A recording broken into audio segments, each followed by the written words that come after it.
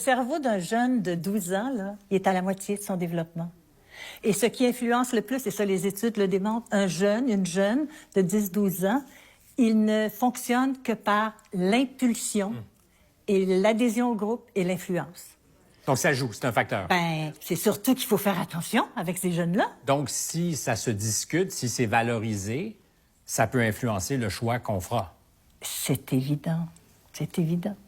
Une des choses aussi qu'on me reprochait, c'est que l'école décide, puis que le ministère dise que c'est correct comme ça, de ne pas mettre les parents dans le coup, de ne pas informer les parents si on décide du jour au lendemain d'appeler Stéphane, Stéphanie, ou Stéphanie, Stéphane. Donc, 6 mois, 12...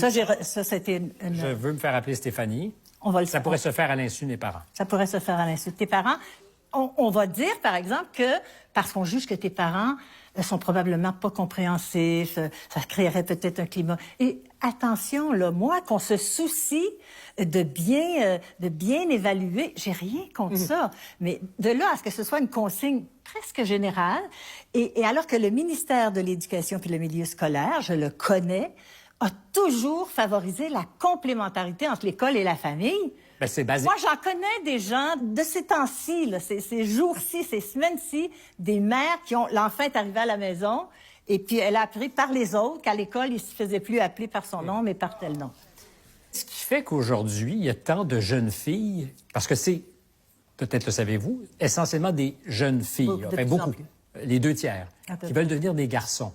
Pourquoi? D'autant que la condition masculine me semble souvent mise à mal. On dit les gars, ils ont mal, ils savent pas, ils sont pas bien dans leur peau. Ouais. Alors, qu'est-ce qui ferait qu'une jeune fille rêve d'être un garçon? Elle rêve de pouvoir, d'avoir plus de pouvoir sur les choses, Et sur le leur sexe vie. masculin incarne toujours ça. Incarne toujours. La femme, elle est malmenée dans la plupart des projections qu'on fait de la féminité. Combien de fois j'ai entendu t'es une fille parce que t'as pas de pénis? Combien de fois j'ai entendu tu vas être menstruée, attention, repose-toi, va pas te baigner, fais pas ci, fais pas ça. Puis après ça, à 40 ans, il dit pauvre toi, t'es une femme finie, tu sais, c'est la ménopause.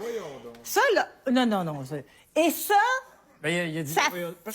c'est très difficile sur l'identité sexuelle. D'accord, mais est-ce que c'est l'expérience de l'essentiel des jeunes filles qui nous écouteraient s'il y en avait qui écoutent encore la télévision? Elles n'en sont pas toujours conscientes. Mais je sais une chose, moi, c'est quand je leur parle du désir, elles savent pas ce que c'est. Elles savent ce qu'est la performance et comment elles doivent performer. Et comment elles doivent se soumettre. Se soumettre? Faire semblant, c'était mieux. OK. Et boursoufler l'ego. C'est rare que j'entends ma salle comme ça, mais tu génères des passions, c'est clair. Ben, j'espère. Je suis une femme passionnée, qu'est-ce que tu veux? Une sexologue, ça a-tu une vie sexuelle vraiment supérieure à la nôtre? Pas toutes les sexologues, moi, oui. J'aime beaucoup. Moi, oui. Ben, j'aurais donc dû être sexologue. On se laisse là-dessus.